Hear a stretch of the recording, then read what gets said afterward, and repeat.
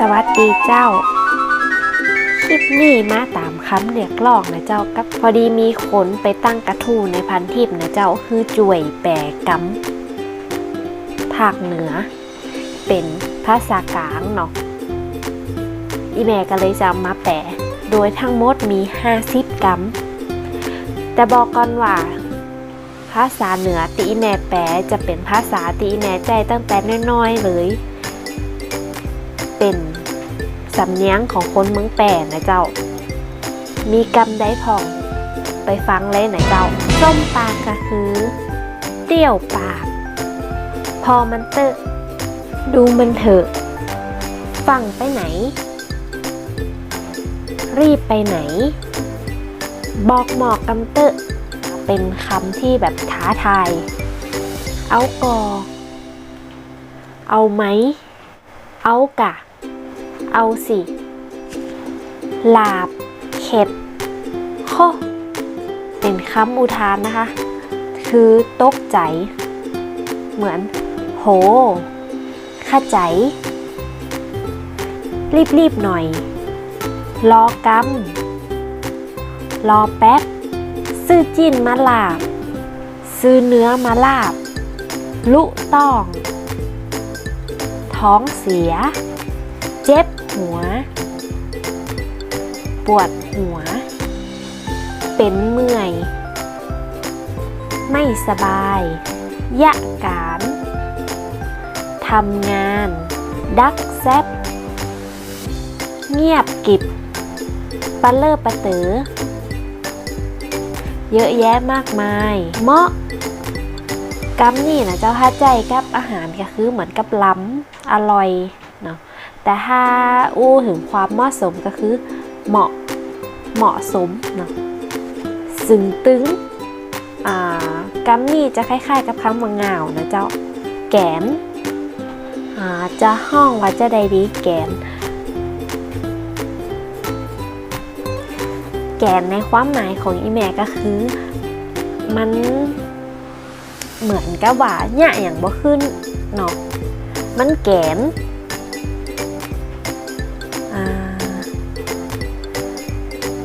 ยกตัวอย่างง่ายๆนะเจ้ายังคนเฒ่าคนแก่เปิ่นบ่อยากให้เอาจ้อนขากับถ้วยเปิ่นว่ามันแกนมันเนี่ยอย่างบ่ขึ้นกับประมาณเนี่ยเจ้าคือกำเมืองมันหู้ถ้าคนตีหู้อยู่แล้วหู้ความหมายมันจะเข้าใจเนาะไม่แซ่หยอก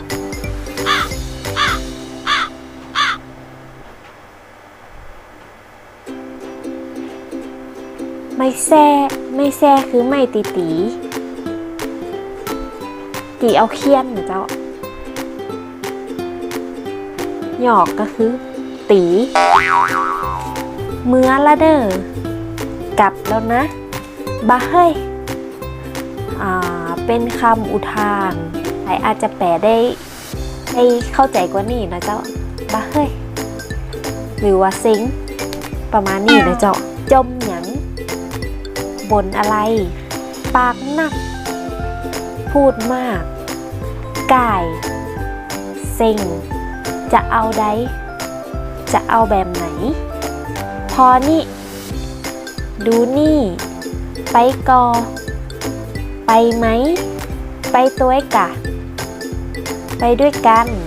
สุมาเตอร์ขอโทษเนี่ยอย่างก็อะไรนะนั่นเตอะนั่นไงอันแหมหม้อแบบนั้นเหรอไปยะอย่าทำขอเฮิดกำเตอะขอหัวเราะหน่อยไข่หุยตะโกนสักกำบอเอาหน่อยไหมใครรับง่วงนอนขี้ข้านขี้เกียจแหลวเละของเหลวจิมอันนี้ถ้าใจเป็นประโยคนะเจ้าขอจิมขอหน่อยประมาณนี้นะเจ้าอ้อยน่าสงสารแต่บ้านอีแม่จะห้องว่าอ้อยกำเดียวก็ได้นะเจ้า สงสารเหมือนกันบ่ฮู้ฟ้าไม่รู้เรื่องล้ำกออร่อยไหมกัดต้องแน่นท้องกินง่าว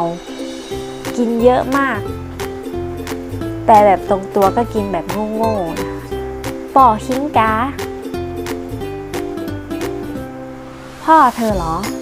เหมือนกันนี่จะเป็นแบบคำท่าท้ายนะเจ้า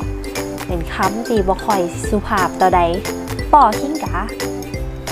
สอบชอบ